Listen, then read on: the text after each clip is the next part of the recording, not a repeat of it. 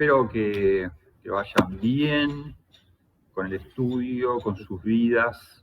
Espero que estén llegando a hacer las lecturas, a ver los videos, a responder las preguntas de cada unidad, de cada apartado.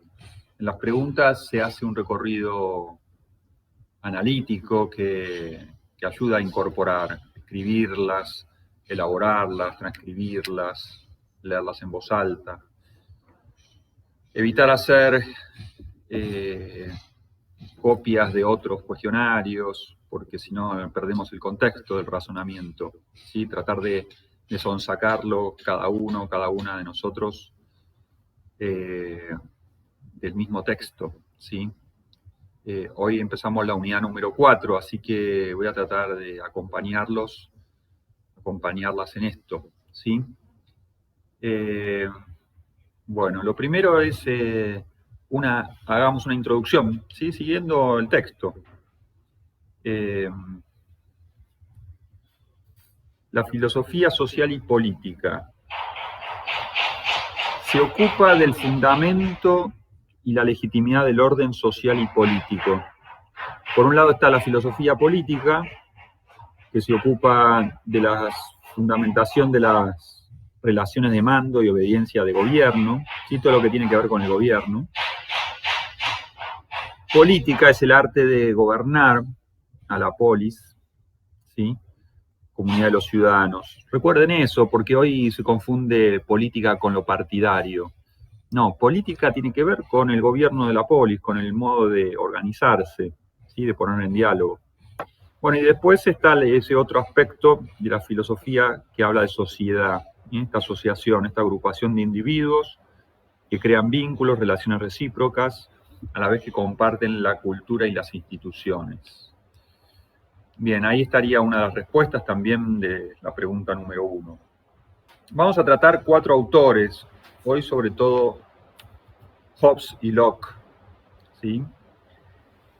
¿Cuál es la crítica que hacen estos autores modernos en general, ¿sí? a la visión clásica, a la visión de Aristóteles? Es haber naturalizado la organización de la forma de vida, es decir, considerar como naturales e invariables las relaciones de mando, obediencia dentro de la comunidad. Atentas con este concepto de naturalización, ¿sí?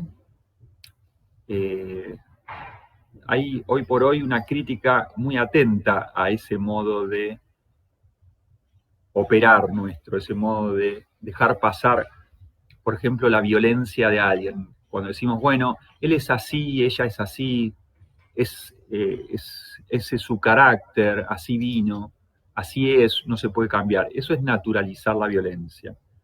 Entonces, lo que estamos haciendo como categoría de deconstrucción contemporánea es intentar mostrar que las cosas no son naturales y son así porque están hechas así, sino por la naturaleza, por Dios, por lo que sea, sino más bien que es una construcción y que hay una responsabilidad en esa construcción. Y por lo tanto podemos deconstruirlo y reconstruirlo de otro modo mejor, ¿sí? Alguien que es violento o alguien que es violenta, la podemos interpelar y podemos decir, bueno, a ver, estos tipos de comportamientos. Y si el otro dice, yo soy así, nosotros tenemos que rebatirlo, decirle, no, mirá, no sos así. Te asumís así, te construís así, te han construido así, vos podés hacer algo para cambiar esto. Bueno, llevándolo al plano de lo político, lo mismo. No naturalizar las formas de gobierno, ¿sí? No volverlas natural, que haya un rey naturalmente, que haya un presidente naturalmente, un líder naturalmente. No, todo esto es decisión nuestra y construcción nuestra y por lo tanto tenemos que responsabilizarnos. Por eso también esto de pensar a los hombres, a los seres humanos, como hombres libres, ¿sí? La modernidad empezó a verlo de ese modo. Y en todo caso, si aceptan obedecer la voluntad de alguien, es porque consienten en ello, ¿sí? Porque han decidido hacerlo y no por una obligación divina, obligación natural. Ahí están la pregunta 2 y 3, ¿sí? Bueno, la pregunta 4 Entonces, los gobiernos son construcciones derivadas de aceptación libre. Es decir, hay mutuo acuerdo, ¿sí? La idea del acuerdo, de los contratos, esto lo vamos a trabajar mucho. Por eso también van a aparecer dos momentos del análisis en los primeros tres autores, que es, por un lado, el estado de naturaleza, ¿sí? Y el estado civil.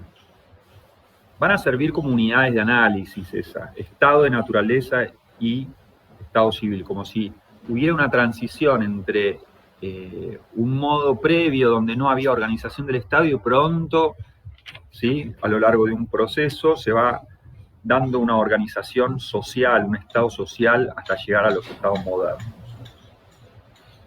Y bueno, y la cuestión de que habría aquí un pacto. Bueno, y después hay una puntualización hacia el final de esta introducción de los 5 autores que vamos a ver. Hobbes, ¿sí? Cada uno de ellos va a intentar hacer algo en esta construcción de la filosofía política, ¿sí? Son autores teóricos, ¿no? Pero Hobbes lo que quiere sobre todo es mantener una legitimación de los gobiernos monárquicos absolutistas, ¿sí? Legitimar un Estado absoluto capaz de situarse por encima de los bandos y asegurar la paz y el orden, ¿sí? Está del lado todavía de la monarquía absoluta, Hobbes, y trata de legitimarla. Y si trata de legitimarla es porque está débil, ¿sí? Tengámoslo en cuenta eso. Locke más bien va a tratar de fortalecer, legitimar las libertades de los individuos frente a ese Estado absolutista, ¿sí? Pero no deja de ser también un fortalecimiento de la propiedad privada, de los derechos del individuo. Los dos primeros autores van a ser las bases del Estado moderno, intentando fortalecer, por un lado, las estructuras e instituciones del Estado, en Hobbes, y en Locke, los derechos del individuo, y sobre todo, cierto individuo, que es el que tiene las propiedades.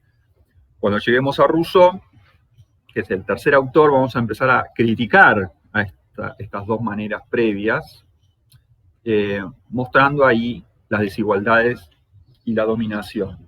Eso nos va a dar pie para luego llegar a Marx, ¿sí? Donde va a mostrar que los estados, las conquistas políticas y los derechos ganados deben profundizarse, sobre todo cuando aparece en el escenario de Europa ese otro modo de producción que son la sociedad capitalista y, bueno, todo el régimen de trabajadores asalariados. Sí, vamos a ver lo importante de la crítica de Marx al capitalismo y una crítica que hoy por hoy es vigente. Si bien se puede hacer muchas consideraciones sobre eso, Marx es muy vigente hoy día para criticar modos injustos del capitalismo, sea en su forma liberal o neoliberal. Bueno, hasta aquí entonces una primera introducción a esta unidad 4 de filosofía social y política.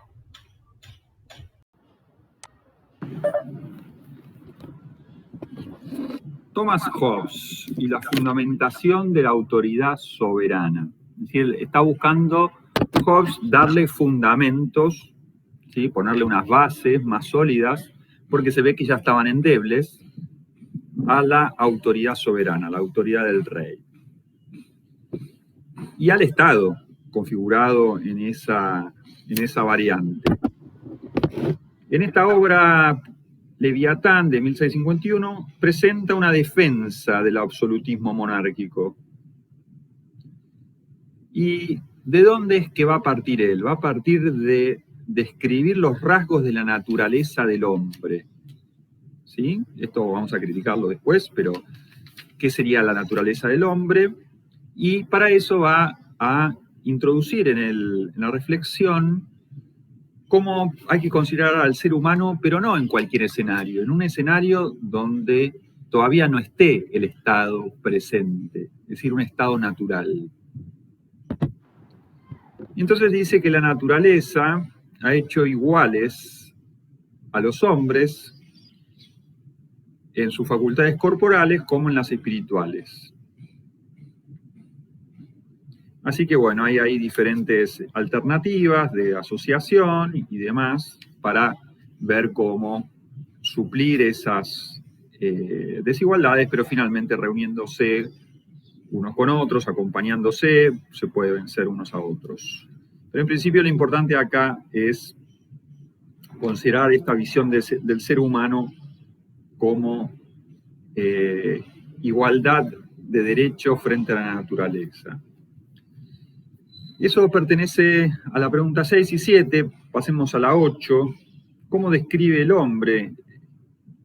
Al hombre como una máquina compleja, parece ser, cuyo fin principal es la supervivencia o autoconservación. Es decir, que habrá siempre una tendencia del ser humano natural, que casi no puede ser juzgada moralmente. No puede decirse que el hombre sea bueno o malo por naturaleza, simplemente es así. Lo que decíamos antes. En este caso todavía se preserva esto de la idea de naturaleza, ¿sí? Y la primera nota de esto es que ese fin principal es la supervivencia o autoconservación. Tengamos en cuenta que todos estos argumentos, que son premisas, van a servir para una construcción de un modo de ver las cosas políticamente, ¿sí? Después vamos a hacer una pequeña reflexión sobre esto, pero en principio sigamos a Hobbes. La pregunta también acá refería a la pregunta 9.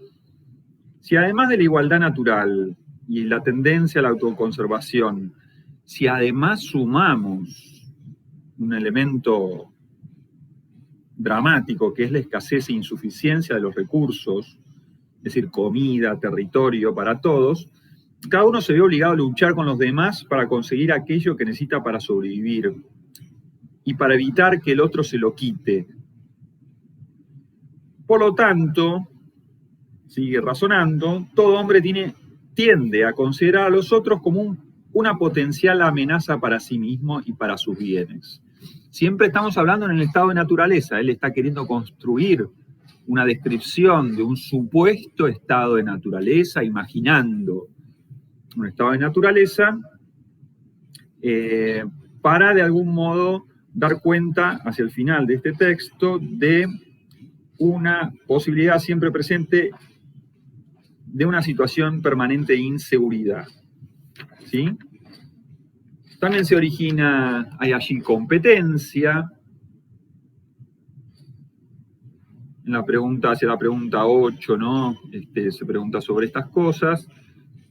Por lo tanto, pasando la hoja, para la autoconservación será necesario aumentar el propio dominio sobre los demás.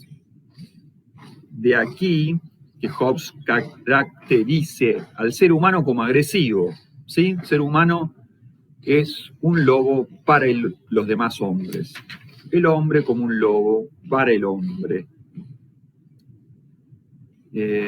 Además de todo, los seres humanos quieren ser reconocidos por lo que valen, ¿sí? No quieren ser subestimados. Entonces, como pregunta la pregunta 11, son 3 las causales de guerra, los factores que llevan a la guerra en el estado de naturaleza. La competencia, la desconfianza y la gloria, la búsqueda de reconocimiento. 3, entonces, la competencia, competir unos con otros, la desconfianza frente a los demás y la búsqueda de gloria de cada uno de ellos. Bueno, hasta acá un primer tramo de este desarrollo de Hobbes. Me voy a tomar un mate y seguimos.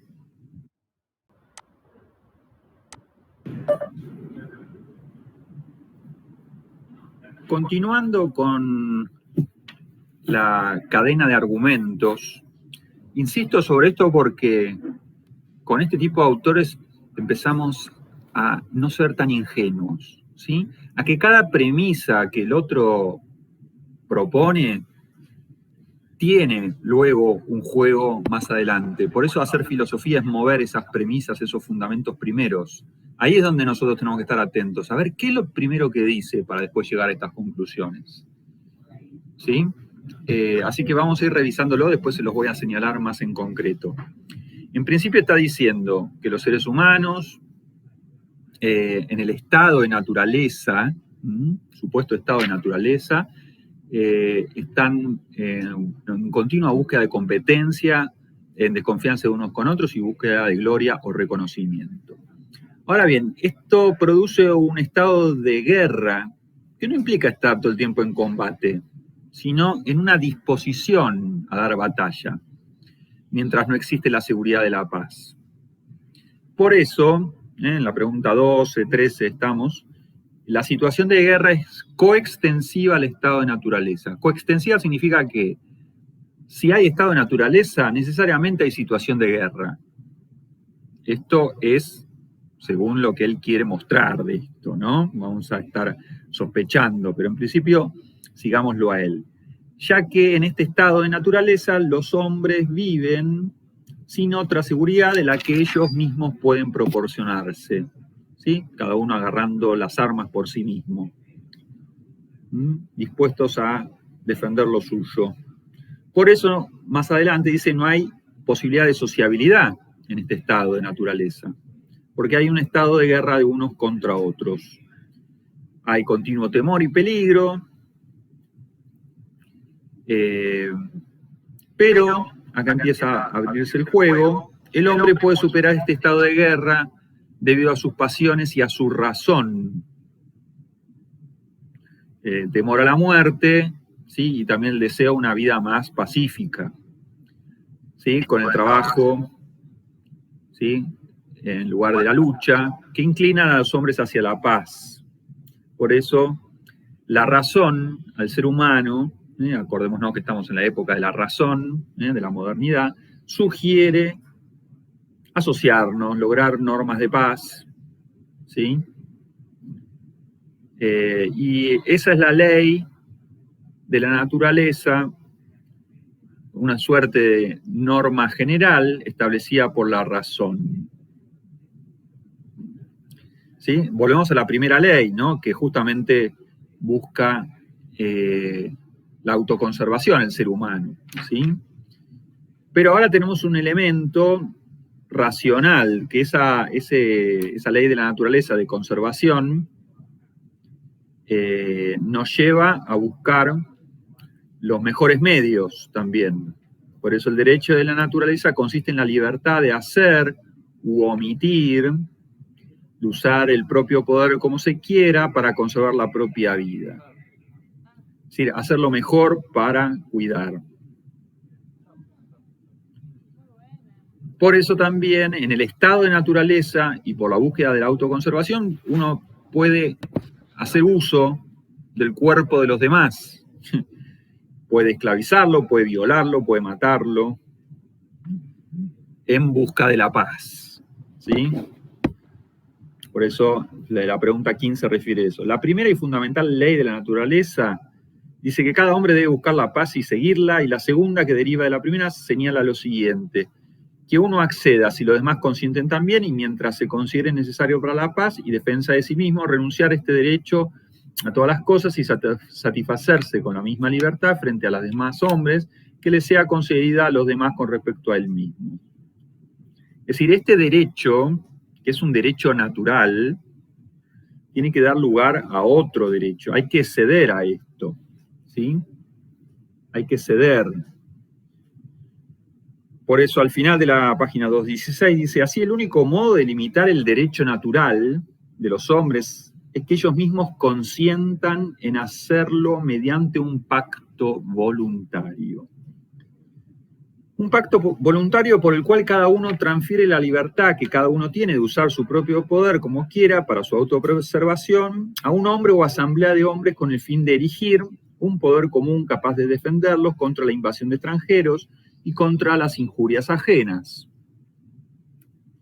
Y entonces acá aparece esto de, bueno, ya no hago, no conservo, no me defiendo para conservar la paz de los míos y de mi propiedad y demás, sino que cedo ese derecho natural y va a aparecer en lo que se llama el derecho civil. Y eso es lo que va a fundar un pacto por el cual se configura, según Hobbes, el Estado soberano. ¿Sí? Ese es el fin o finalidad del Estado soberano, que es la seguridad y la paz. ¿Sí? La defensa exterior y la paz interior. Bueno, ahí tenemos entonces una serie de elementos argumentativos y apareció el tema del pacto. Así que bueno, hasta acá una serie de elementos. Pausa y seguimos con el concepto de persona.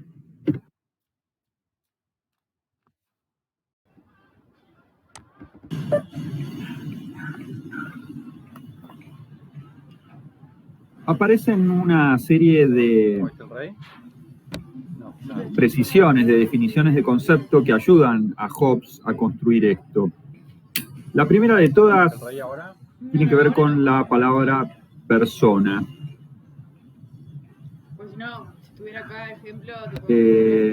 Es aquel a quien se le pueden atribuir palabras o acciones o bien como suyas propias o bien como representando las de otro. Se dice que es persona natural cuando sus palabras y acciones son consideradas como propias. En cambio, el persona artificial, más bien como representación de las acciones o palabras de otro. Importante acá, persona natural somos cada uno de nosotros, y si tenemos una persona que nos representa, un abogado, un gobernante, es persona artificial. Por eso las personas artificiales suelen tener palabras y acciones que pertenecen a sus representados. ¿Sí? Son los representantes. Bien, importante estas disquisiciones porque esto se va a vincular con el tema de la autoridad. Por eso, a continuación, se habla de la diferencia entre actor y autor. El actor es el dueño de las palabras y acciones. Perdón, la palabra es el actor y el dueño de las palabras o acciones es el autor. Así el actor actúa por autoridad en representación del autor. Es decir, acá va a ocurrir que el autor, el que tiene la autoridad de base, le da autoridad al actor, y el actor actúa. ¿Sí? Sí, obvio, pero también... Voy lento porque es muy importante descubrir la claridad de esto. Entonces vamos a alinear las palabras. Claro, el punto es que digo, listo, me hace jaque. Persona artificial, actor y soberano van las tres juntas. Es decir, ¿Vos querés mate? persona artificial es aquel que está representando, Estoy con Sofía nada más. Yo juego con vos. es actor, ¿sí? Y de eso se trata, es el rey, ¿sí? El soberano. No sé. Ahora bien, por otro lado, en la otra columna estarían los que somos, en todo caso, los súbditos, las personas naturales, los habitantes, que somos autores, Es seguro. ¿sí? Y por lo tanto somos los súbditos. ¿Sí? Hay que alinear esas tres palabras y tenerlas bien claras, porque acá es donde ocurre el pacto. Dicho sintéticamente, el pacto tiene que ver con un modo en el cual los autores, es decir, las personas naturales, se ponen de acuerdo para transferir a una persona artificial, que es el actor, para que asuma el ejercicio del poder, es decir, el ejercicio de las acciones. ¿Sí? Bueno, de eso se trata. En la 17A dice, el pacto da origen al Estado, según el cual cada uno transfiere a una asamblea de hombres o a un hombre, un rey, según los medios que considere para esa autoconservación de la cual hablábamos antes. Las causas de la generación del Estado ya están claras y su función, ¿sí? 17A, B y C, dada la situación de guerra de todos contra todos, estamos instituyendo una instancia lo suficientemente poderosa. Eso es el Leviatán. El Leviatán es como un gran monstruo ahí, una gran figura metafórica que da miedo, ¿no?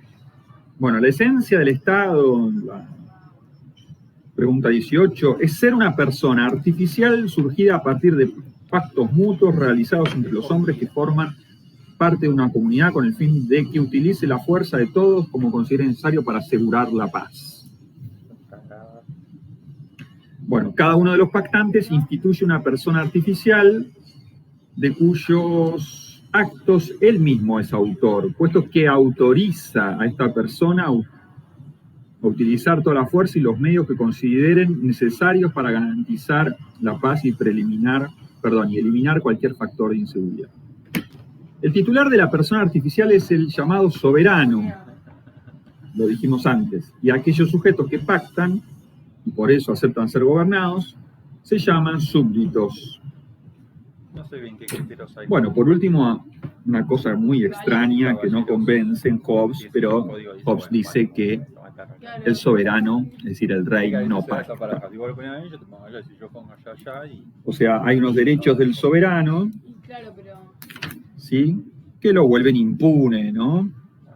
Bueno, eso es un poco la discusión que se va a dar al final de todo esto, ¿sí?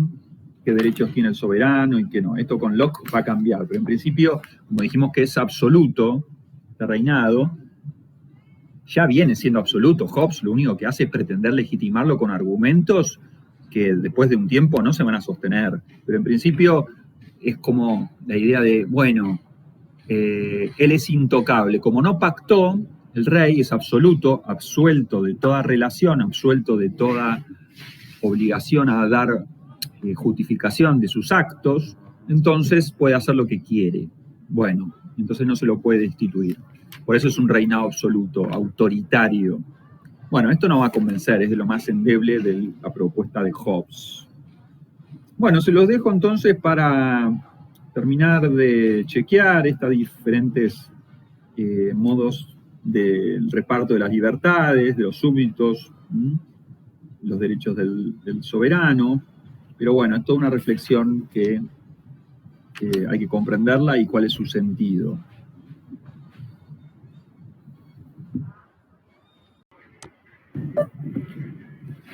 Bueno, vamos a seguir con John Locke y la defensa de las libertades individuales. Como veníamos diciendo, mientras Hobbes defiende la estructura del Estado, el otro gran componente es la defensa del individuo. Recordemos que son autores que dan los fundamentos del Estado moderno, ¿sí? Y un Estado moderno que está evidentemente también al servicio de unos modos de organizar la economía, ¿no? Y el camino al liberalismo. O sea, son las bases del liberalismo estas.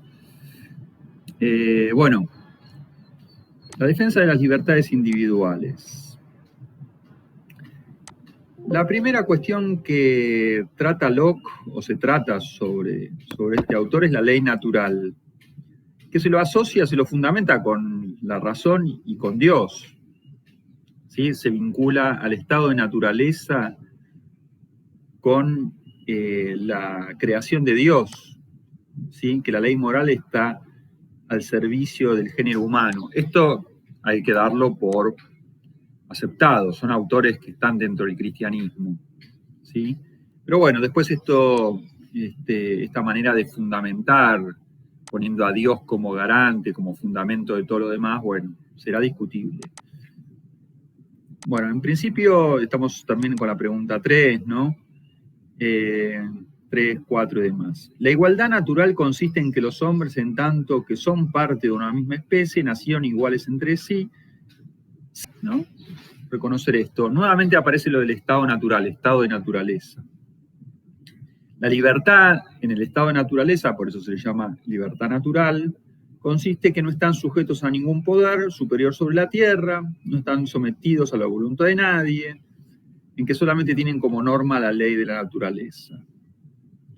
Bueno, y esta luz en sus leones Y bueno, nuevamente aparece esto de la defensa, ¿no? De lo propio. Después, en el tercer párrafo, ablación y preservación del género humano, prójimo. Entonces, la justificación de la paz, reconozcamos esto, y los medios para mantenerla está en manos de todo y cada uno de los hombres. Está autorizado por la serena razón que da la pena proporción infinita. Parece, pero bueno, hay agregados algunos elementos, pero parece similar. Ahora bien, hay un elemento, como se ha dicho, la serena razón determina la proporcionalidad del castigo. Estoy en la página 220, la pregunta 5. Sin embargo, cuando aparece en filosofía, en humanidades, un sin embargo, un pero, un no obstante, es porque hay que dar un paso más, un matiz más.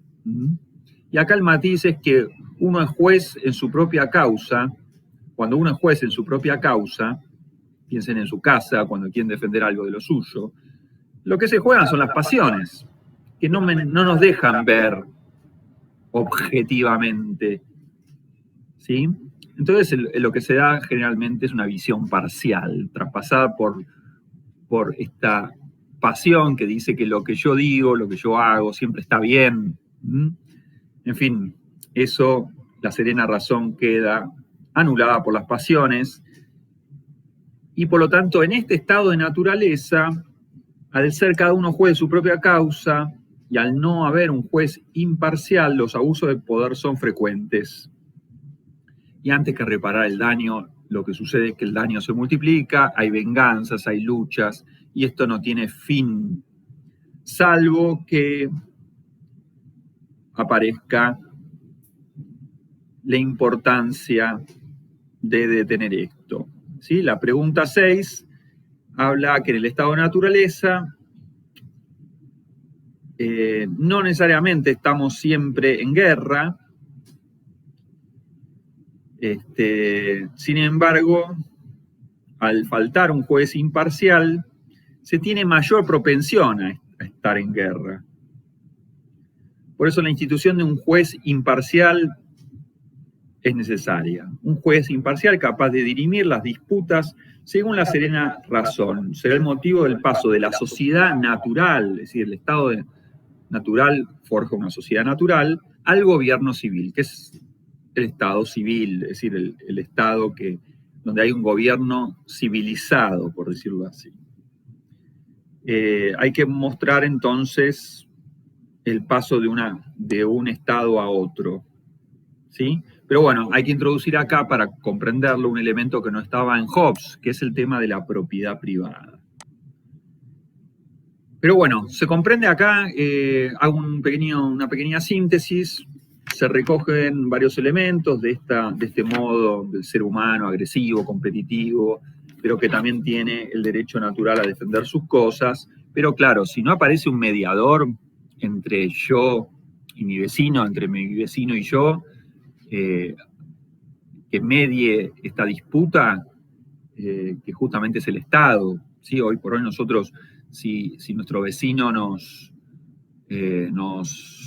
molesta, nos abusa algo de nuestra propiedad y demás, roba, lo que sea, nosotros no agarramos un arma. En principio hacemos una denuncia a la policía y interviene un juez, un jurado, ¿cómo se llama? Un juzgado. Entonces se hace una mediación por la vía del Estado, ¿sí? Así funciona, tal vez por suerte, esto de la mediación de las instituciones estatales, ¿sí? En fin, vamos a dar lugar a otro audio.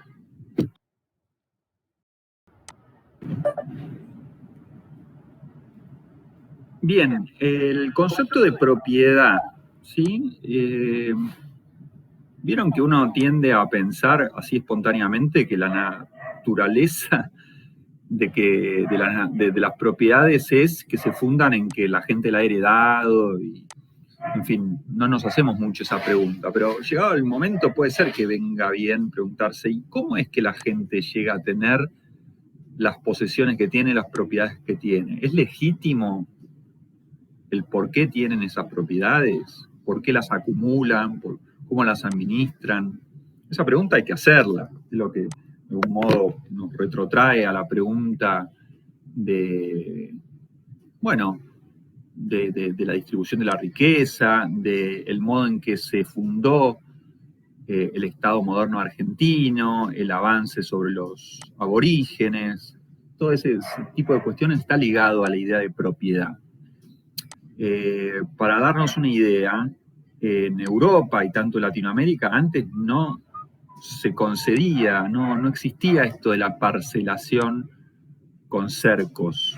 En Europa es del 1200, 1300, no sé cuándo, o 1400.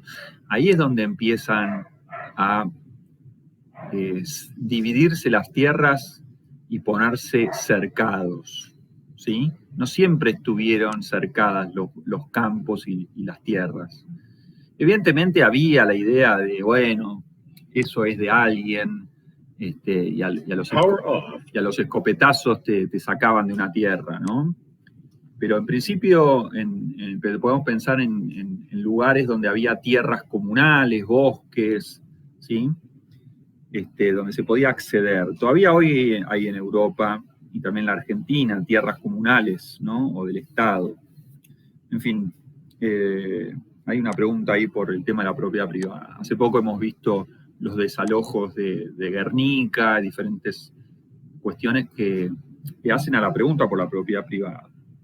Bueno, hecha esta introducción, la pregunta entonces, o el seguimiento que hacemos de Locke.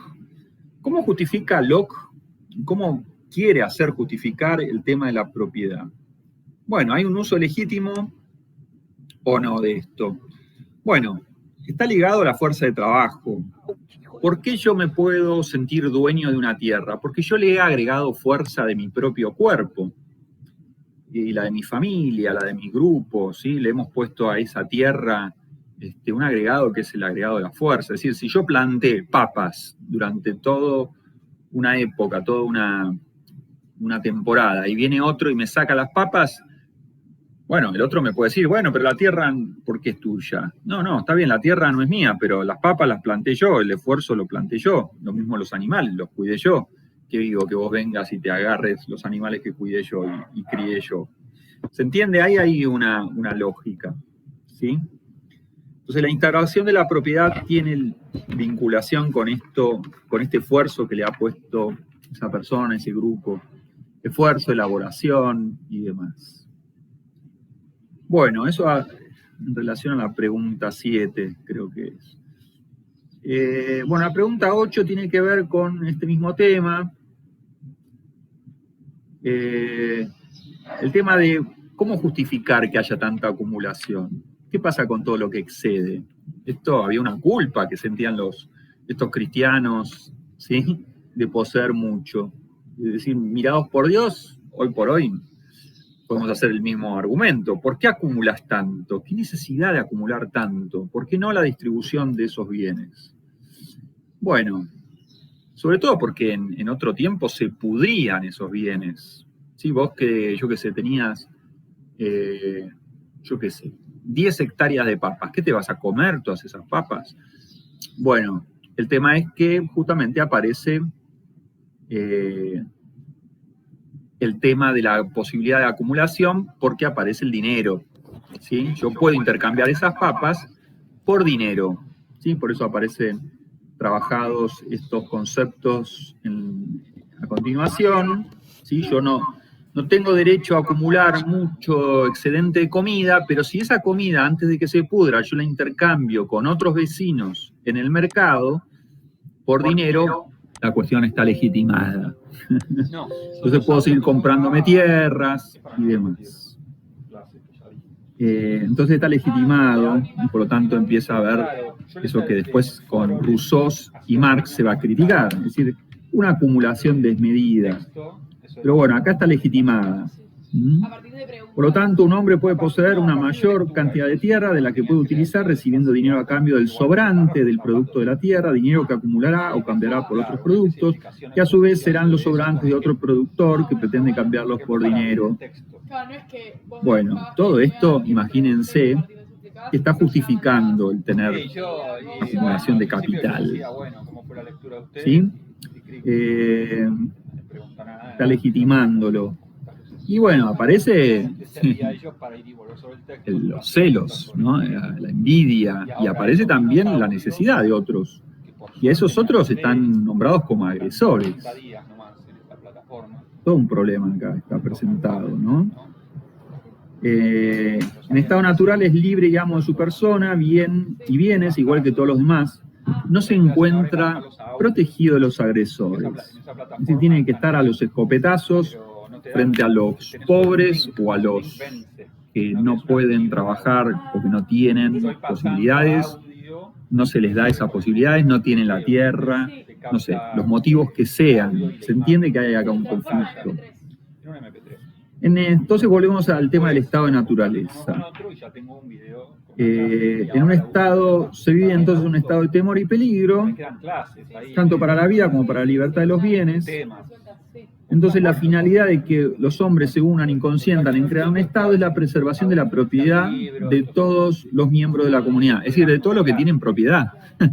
Esto es lo que va a ver Rousseau, pero en principio estamos con Locke. Es decir, los pactantes deben establecer por consentimiento leyes fijas y un juez imparcial. Y bueno, y acá un poco todos los mecanismos para ceder los derechos naturales, para que se configure esa sociedad civil, ¿sí? Y que va a ser puesto en manos del Estado, y ese Estado es, bueno, el soberano, que va a ser el juez último, el de los individuos. Y bueno, y acá va a haber una modificación, que es que este juez imparcial, que es el Estado, y que sobre todo es el tema del soberano, va a ser un soberano que ya no tiene el poder absoluto, sino que si no cumple bien sus funciones, puede ser destituido. Entonces los pactantes ya están incluyendo unas condiciones o exigencias al soberano o al poder legislativo y demás, que puede llevar a remover al rey si no cumple correctamente sus funciones. Y está bueno acá, porque aparece hacia el final del texto el reconocimiento de que el pueblo es el soberano, el pueblo es el juez último. Esto es un avance muy importante en la filosofía política, ¿sí? El juez último, que es el pueblo, determinará si un gobierno no está cumpliendo correctamente sus funciones y debe ser destituido. Es realmente un gran paso este. Así que hay que reconocer acá a la filosofía de Locke un camino hacia una democracia, ¿sí? Bueno, hasta acá tenemos las reflexiones sobre este autor, y la vez que viene veremos el avance sobre Rousseau y bueno, y después Marx. Sí, pero lo que estaba pensando que está bueno es que cuando Jean-Jacques Rousseau y la igualdad natural de todos los hombres. Estamos en el punto 6. Vamos al primer punto, incluso la primera pregunta. ¿Qué es lo que quiere investigar Rousseau al escribir este libro? ¿Qué modo o qué cosas, qué situaciones han podido suceder para que tenga lugar esta desigualdad entre los hombres? Él se lo encuentra esto en el siglo XVIII. Y su primera hipótesis, su primera explicación, es que el progresivo alejamiento del estado de naturaleza lleva a una gradual corrupción. Vamos a encontrar entonces la tesis inversa a Hobbes. Para Hobbes hay que dejar el estado de naturaleza e ir hacia la sociedad civil. Eso es progreso. En cambio, para Rousseau, que no olvidemos que tiene que ver con el mundo romántico, con el movimiento romántico, dice lo inverso. que en el estado de naturaleza el ser humano es bueno, es inocente, es creativo. Ahora vamos a pasar a las características. Y entrando en la sociedad, en el mercado, en el sistema, diríamos hoy, se va corrompiendo y se van corrompiendo las relaciones. Entonces va a ser una argumentación en este sentido. Va a hablar de dos clases de desigualdad. Por un lado, la natural, que consiste en la desigualdad típica, ¿no? Por edad, por salud, por fuerza. Pero existe otra que es escandalosa, que es la moral o política, que consiste en la dominación de unos hombres por otros y que depende de convenciones. ¿Pensaste en comerme también? No, diríamos también de naturalizaciones que hay que criticar, que está autorizada por el consentimiento quizá tácito de nuestras sociedades. Sí pensé. Entonces, si el hombre ha sido corrompido por la dependencia de otros en la sociedad, entonces esa sociedad es el origen de los males del hombre. Y por eso es necesario reflexionar sobre el estado de naturaleza del ser humano, es decir, volver a pensar cuáles son las potencias del ser humano. Esto es lo que se apunta en la pregunta 3. ¿Qué, el hueco? ¿Cómo era ese hombre en el estado de naturaleza? Bueno, hay acá unas características: vivía solitariamente, se encontraba aislado de los demás. Evidentemente es una idealización, pero bueno, es como un ser humano autosustentable, diríamos hoy, no violento, sino más bien pacífico. Bueno, ahí en el libro están las características de un ser humano imaginado en ese estado de naturaleza. Posiblemente Rousseau tenga ya información por los viajes de los europeos, por las islas no sé, de algún tipo de lejanía, donde Haití o algún tipo de lugares donde todavía se vive de un modo tribal, es decir, ligado a la pesca, ligado a la naturaleza. Y ese modo, tal vez idealizado por Rousseau, lo lleva a pensar que el ser humano, en estado primitivo, ¿sí? En estado que, digamos, donde todavía no están conformadas esas estructuras sociales y económicas de Europa, podía tal vez estar más preservado en su modo de relaciones que el ser humano civilizado. Es decir, empieza a haber una crítica a esta civilización, ¿sí? Estamos en el siglo XVIII, ¿sí? Ya nosotros sabemos también que el romanticismo critica a esta burguesía productiva, pujante, que hoy por hoy también lo tenemos muy claro, que es muy violenta y muy peligrosa si es que no la moderamos y no la criticamos y nos aprendemos a encontrar sus límites. En fin, léanlo, ahí está en el párrafo que empieza diciendo: el hombre en este estado de naturaleza vivía, y bueno, ahí está la descripción.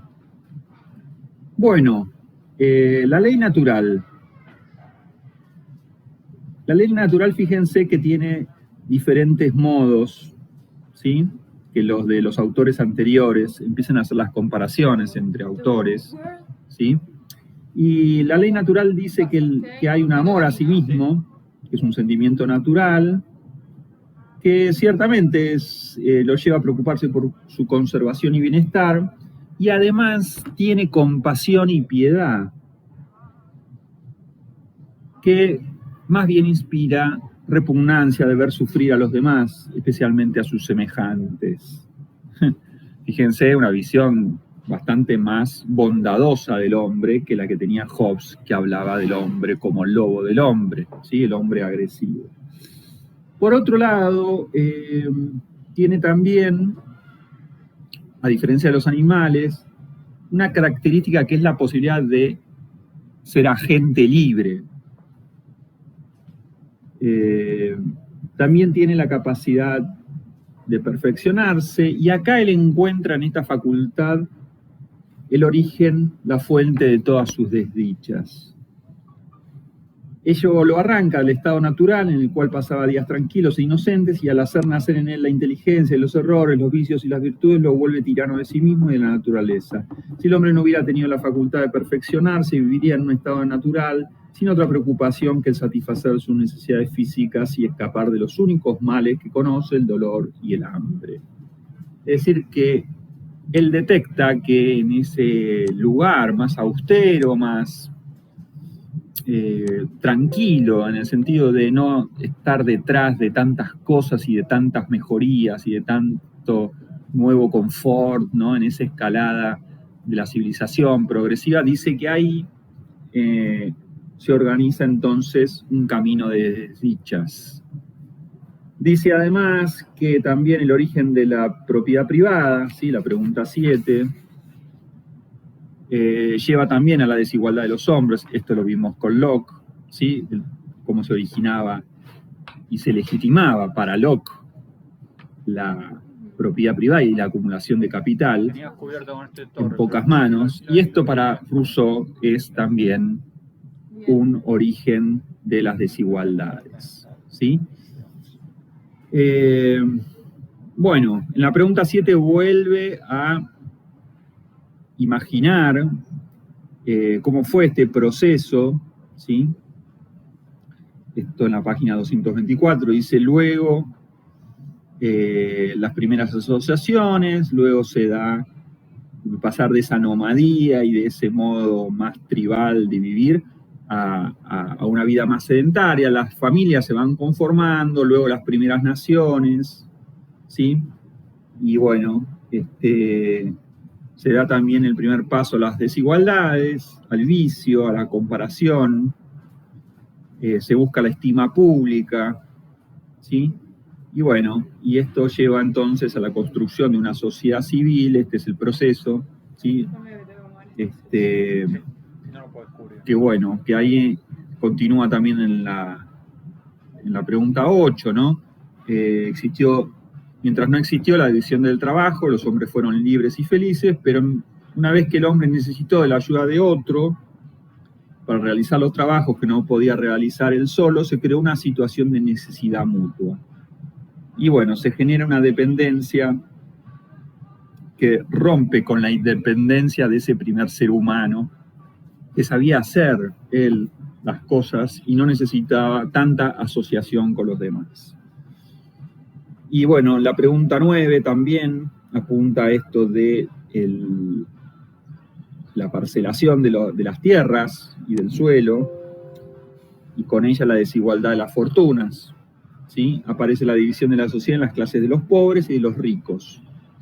Esto da paso a un estado de guerra, cuyas guerras principales, sus características principales son la usurpación de los ricos sobre cualquiera que posea algo, sea rico o pobre, y el bandidaje de los pobres. Es decir, hay una especie de violencia estructural en todo esto, ¿sí? Y cómo también se legitima esta violencia. Lamentablemente para Rousseau, esto es bien grave y bien complejo, y empieza a sospechar de que el pacto ese famoso de Hobbes y de Locke, en realidad es un pacto para perpetuar la propiedad privada y la división entre ricos y pobres.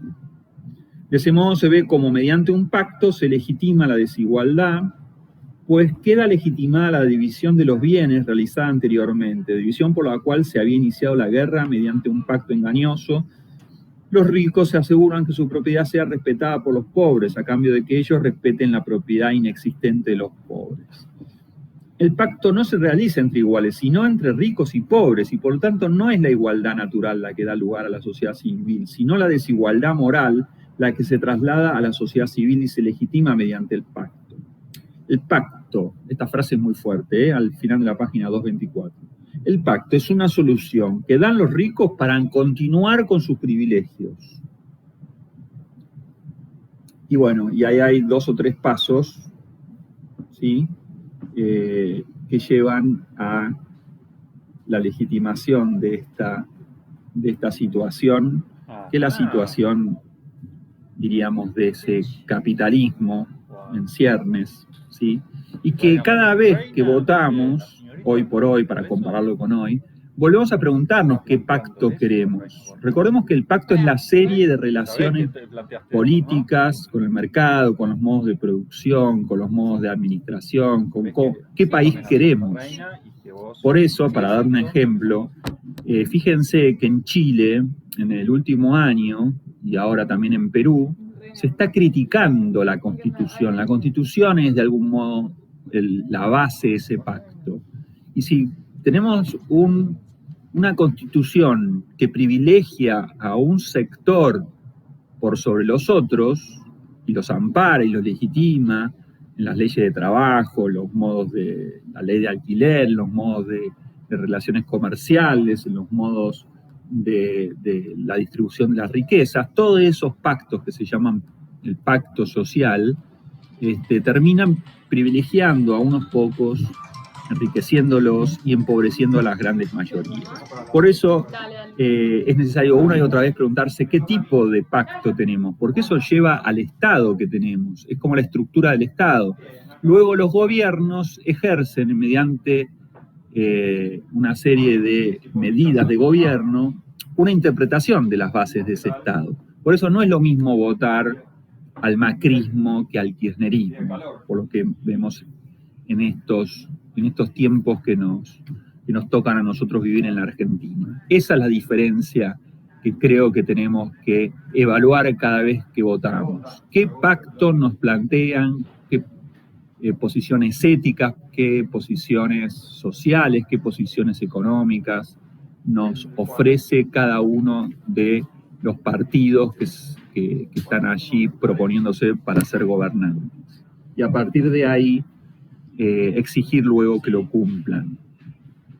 Bueno, un poco para poner en ejemplos esto de las denuncias al pacto que dan una estructura de Estado, ¿sí?, que luego los gobiernos usan para gobernar en tal dirección o en tal otra.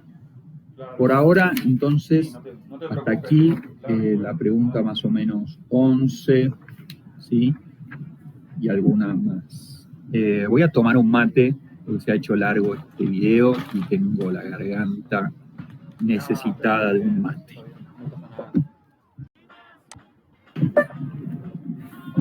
Bien. Esto es lo que critica del antiguo contrato, ¿sí?, o el modo de gobierno, en los estados ya configurados, Rousseau, y por lo tanto, como siempre podemos preguntarnos en filosofía, bueno, viene una crítica, viene una denuncia, pero ¿hay algún nuevo anuncio? ¿Hay algo que proponer, además de criticar? Bueno, Rousseau propone en su obra El contrato social un nuevo modo de plantear las relaciones. En esta obra se parte de la tesis de que los hombres en estado de naturaleza son iguales entre sí y viven libremente regidos por la ley natural basada en la autoconservación y en la piedad. Es lo que vimos antes. Bueno, esto va a llevar a una propuesta de vivir en una convención. Una convención, ¿sí?, una relación convenida, donde los hombres no pierdan ni su libertad ni su igualdad al someterse a la autoridad. Para dar lugar a esta autoridad debió realizarse un pacto por el cual los hombres se asociaron para formar una comunidad política y se comprometieron a sujetar la voluntad particular de cada uno de ellos a la voluntad general. Esto es lo que hay que tener en cuenta, la voluntad general.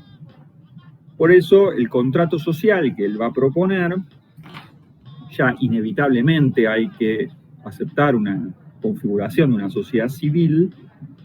El contrato social tendrá una finalidad que es encontrar una forma de asociación que defienda y proteja con toda la fuerza común la persona y los bienes de cada asociado, y por lo cual cada uno, uniéndose a todos, obedezca tan solo a sí mismo y quede tan libre como antes.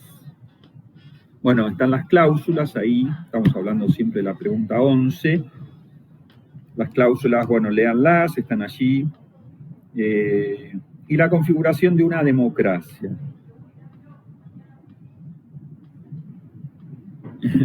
Acá empiezan a abrirse grandes elaboraciones sobre la democracia, ¿no? El resultado de este contrato, es decir, de la enajenación sin reservas, es el pueblo soberano. El conjunto de todos los ciudadanos que forman una sociedad política de individuos iguales y libres. Este cuerpo colectivo en este cuerpo colectivo se reúnen las fuerzas particulares de cada asociado con el fin de procurar la conservación del todo, y por esto las voluntades particulares orientadas al interés particular y privado deben ser dejadas de lado para dar lugar a la voluntad general, siempre orientada al interés común. Es decir, hay que mirar por todos y todas, diríamos hoy. ¿Sí? Mediante este pacto tiene nacimiento la República, aquel cuerpo político con el que se prioriza el interés público por sobre el privado. Esto es lo que busca, por lo menos como una propuesta para luego tratar de arbitrar, pero en principio tiene que haber realmente esta convicción.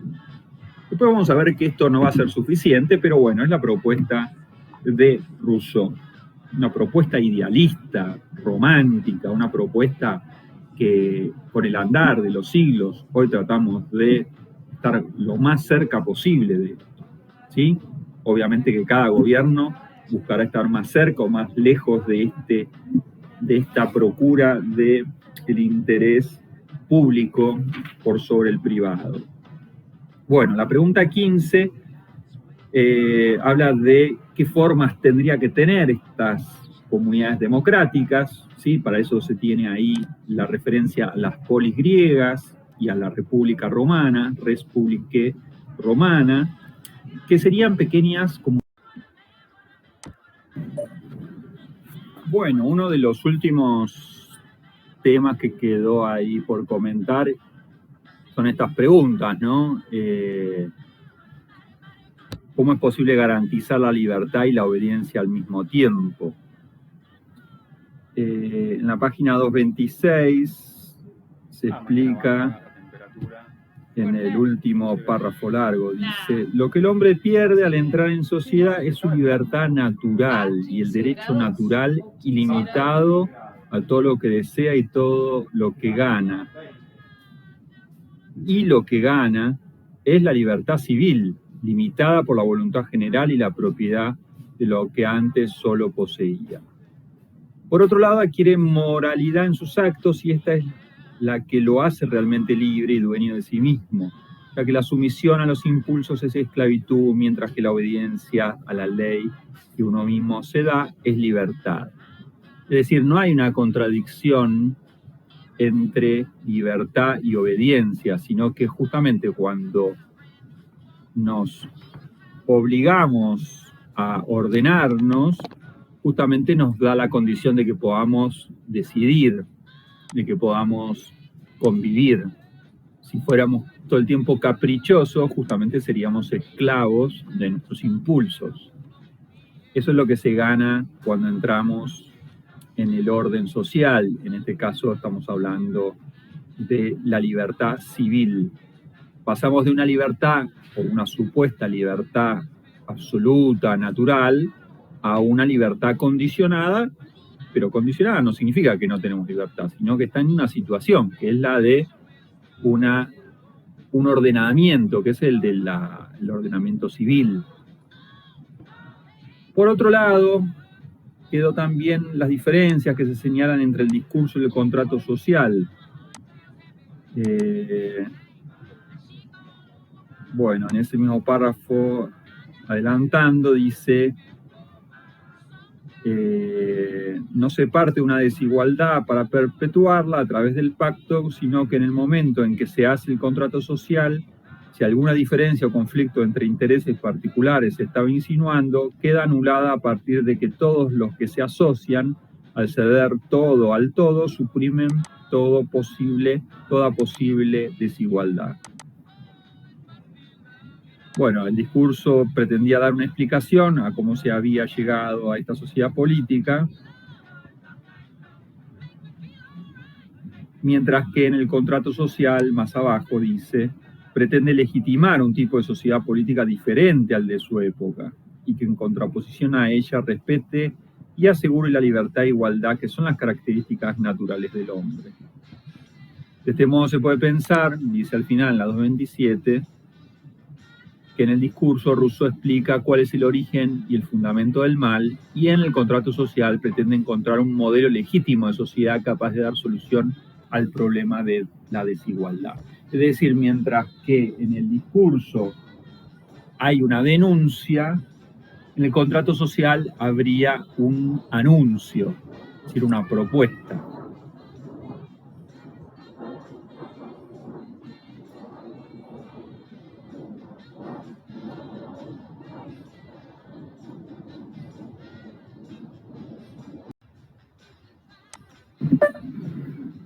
Bueno, llegamos a Karl Marx y la crítica a la alienación y a la explotación.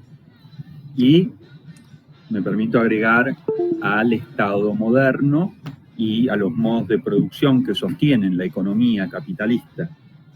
Hay tres críticas que primero se consideran, que son críticas que están más referidas a los modos de pensar de los autores anteriores. Es decir, va a criticar a Hobbes, va a criticar a Locke y va a profundizar la crítica de Rousseau.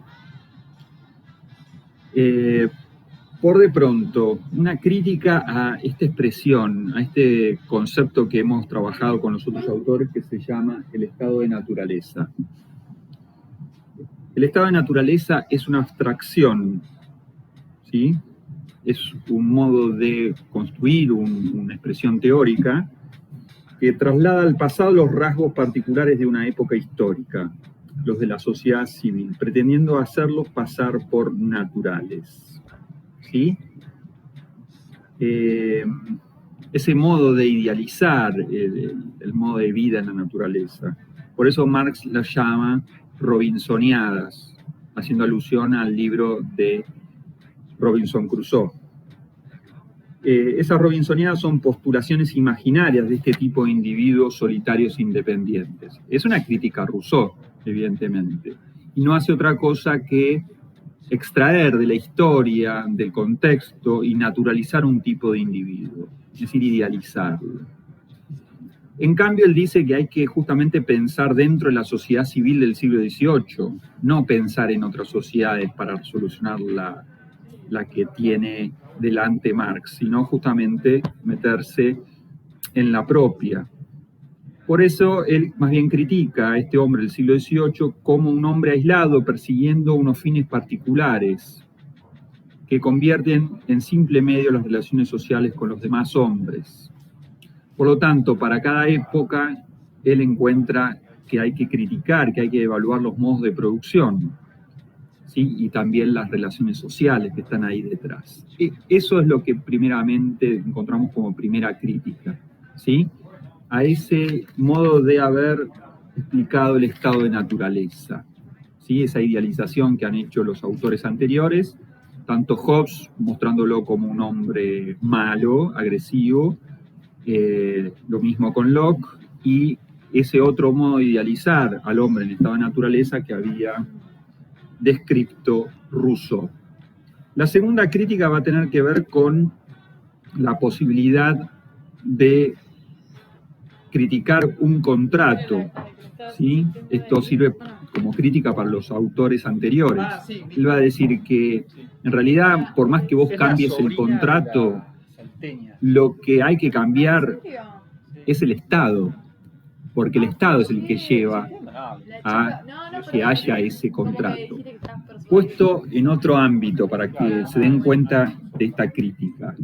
Si yo quiero con mi pareja, en el caso que la tuvieran, cambiar un estado de cosas, cambiar un modo de relacionarnos, ponerle que se haya instalado un modo de relación violento, chantajeado, con mentiras, con violencia, ¿sí? Ahora, no es que de un día para el otro vamos a poder decir, bueno, a partir del lunes nos vamos a tratar bien, nos vamos a tratar con respeto, nos vamos a tratar con con cuidado. Ese nuevo contrato, si no hay un cambio de estado, si no hay realmente una transformación en las dos personas, si no hay alguna terapia de por medio, alguna mediación, alguna maduración, eso no va a cambiar.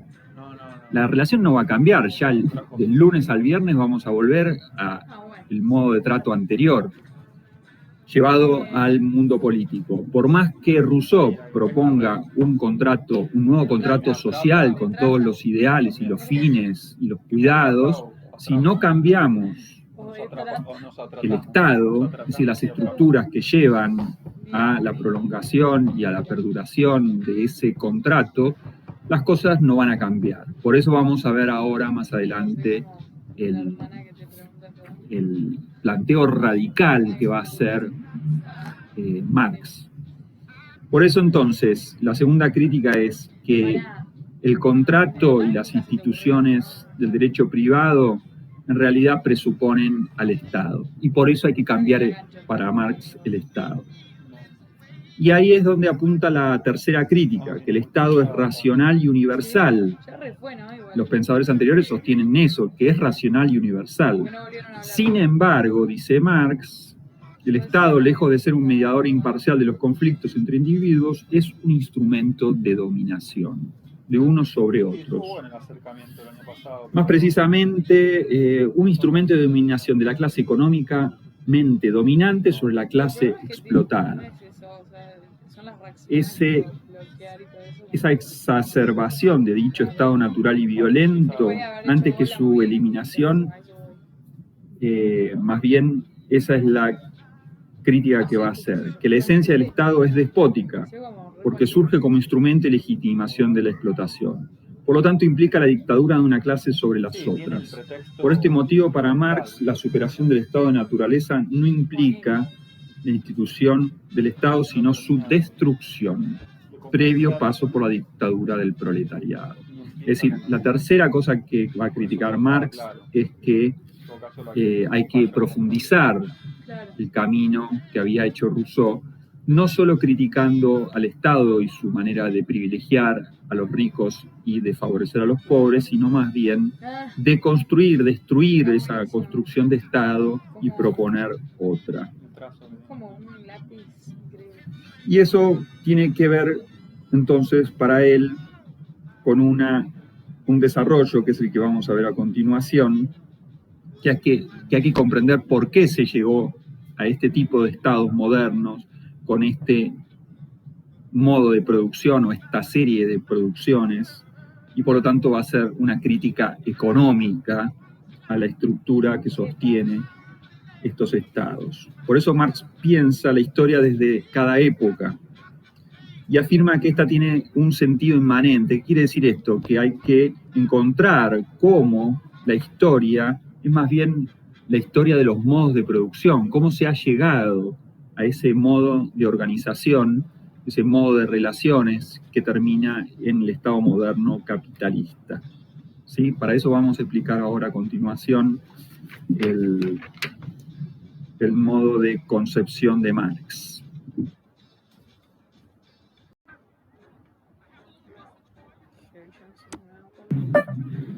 Bueno, tenemos que pensar tres expresiones.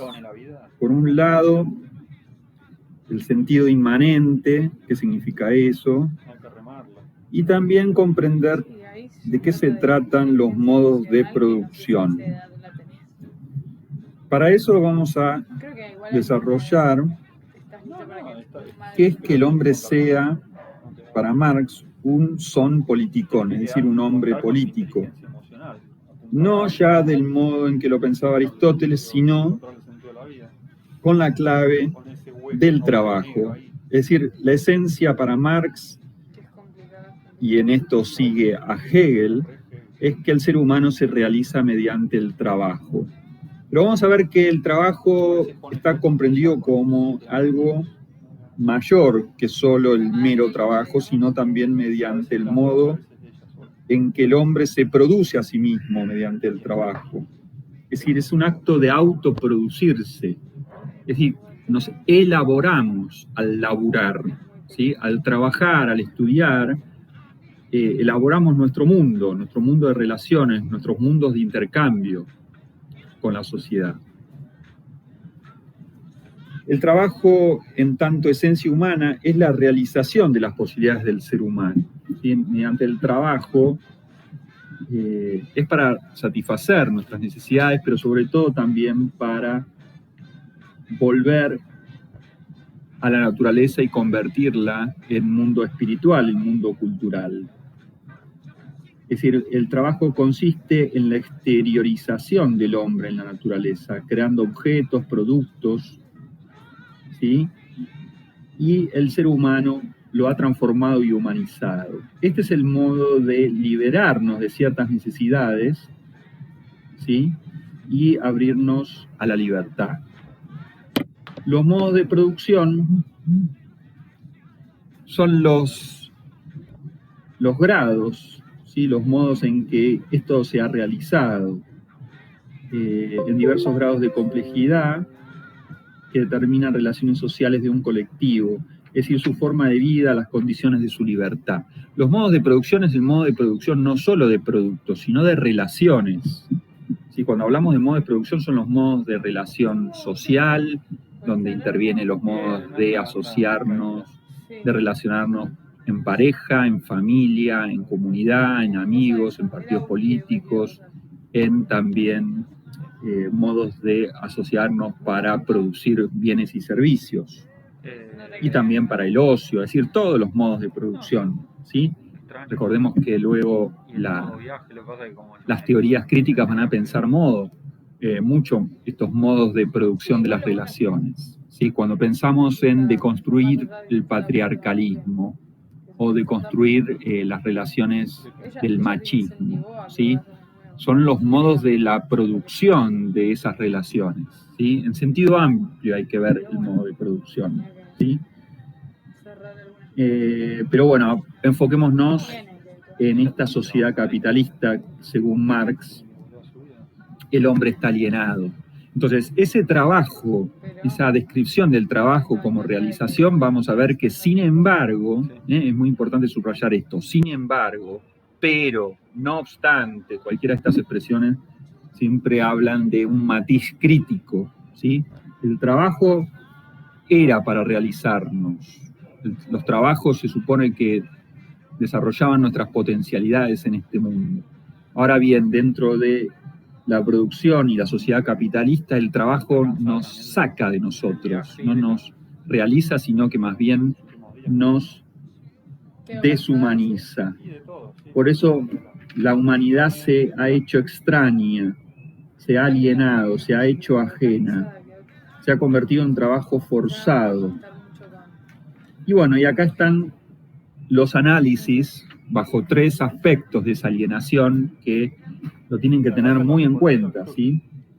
La alienación del ser humano respecto a su actividad ya se siente que no le pertenece.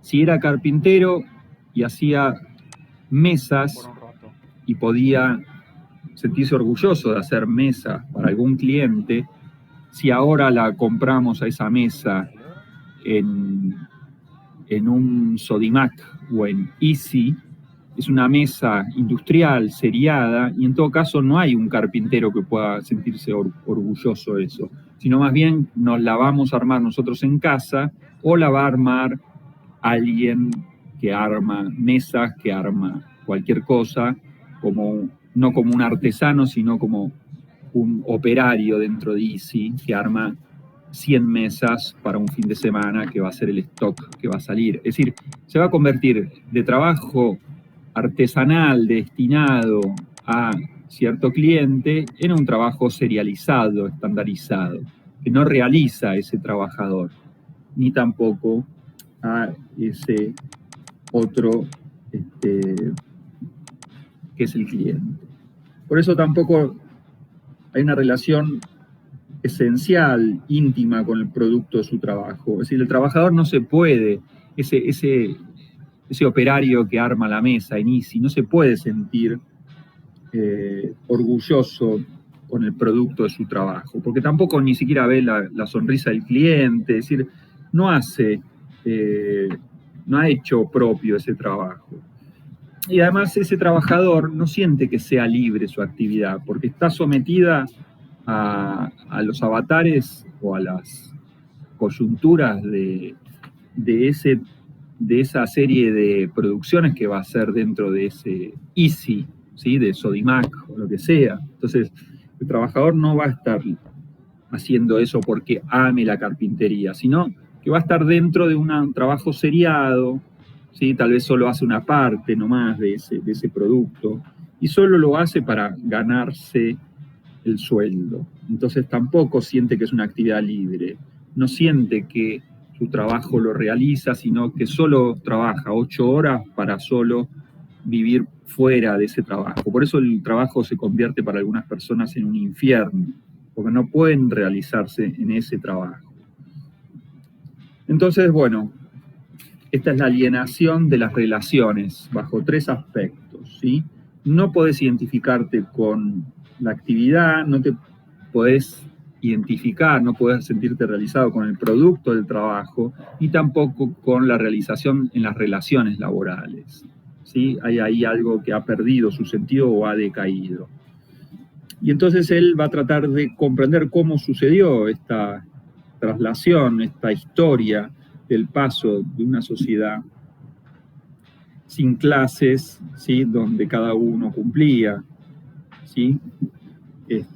A esta sociedad capitalista que alienó todas las relaciones. Por eso va a proponer ahí una nueva lectura de la historia, ¿sí? Y va a proponer que se supere el capitalismo, ¿sí? Y los modos de producción, ¿sí? Vamos a, en el siguiente audio, tratar esto.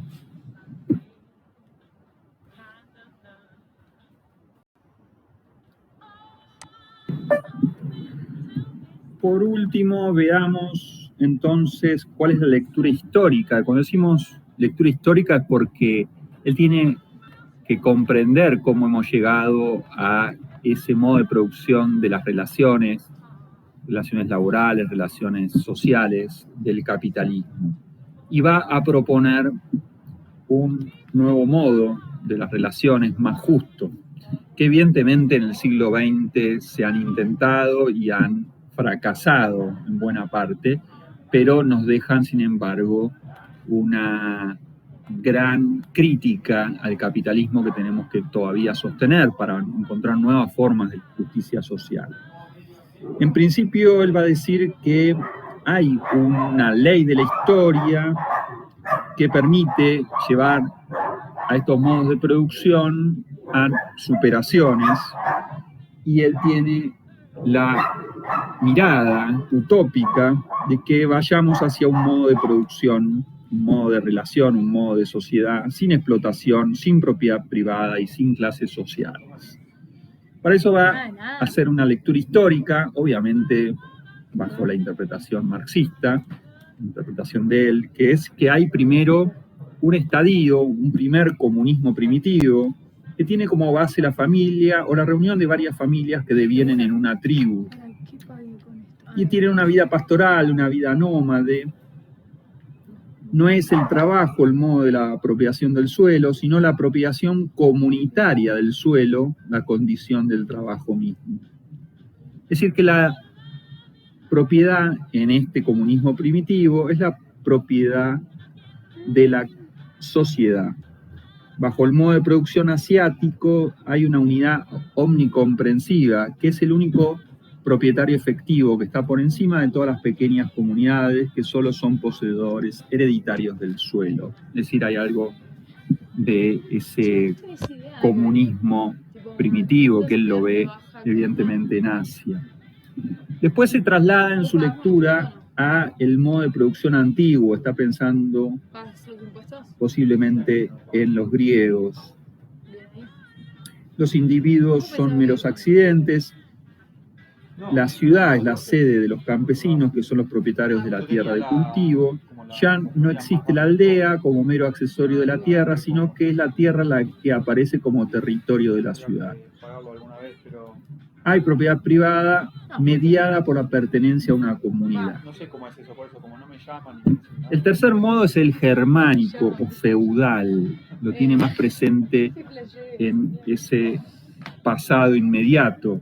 No, creo ¿sí? que lo pagué. Este por ahí es el más idealizado, ¿no? Es un modo de producción donde las familias están asociadas en un feudo, unas tribus, se dan a sí mismo las mismas religiones, se cuidan, se resuelven los problemas. Y este modo de producción, algo más artesanal, es un todo económico que está contenido en cada casa individual, lo cual constituye para sí un centro autónomo de la producción. Algo así como familias o tribus que de un modo organizado logran un cierto estado de sustentabilidad, diríamos hoy. Luego él dice que esto deviene en un intercambio cada vez más intenso y se va dando una aparición de la época maquinista industrial, que lo conocemos, y va dando lugar a un capitalismo, ¿sí? Donde empieza a darse esta división del trabajo y la forma de producción burguesa. El trabajador se encuentra entonces desposeído, ha perdido su propiedad y con ella la relación con el medio natural que éste implicaba, es decir, se encuentra alienado, que es lo que explicamos antes, ¿sí? Entonces, en esta visión, en este modo, en este cuarto modo de producción, de estos modos de producción, que es el modo de producción capitalista, es lo que Marx encuentra en las ciudades de Europa, y bueno, él va a querer desmantelar. Por eso la propuesta es el modo de producción, ¿sí?, del comunismo, ¿sí? El comunismo para él sería un advenimiento futuro.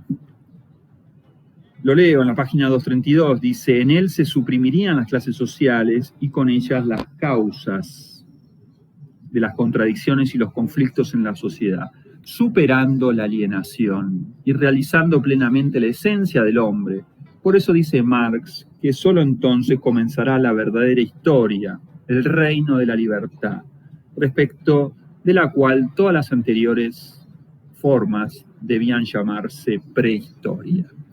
Bueno, acá tenemos entonces la lectura de Marx de una historia hasta llegar a esta formación del capitalismo, tanto a nivel estados, ¿sí? Y por eso estamos en filosofía política, y teniendo en cuenta muchísimo a la economía liberal y capitalista, y por lo tanto criticando que si no cambiamos los modos de producción, no va a haber un cambio en la sociedad.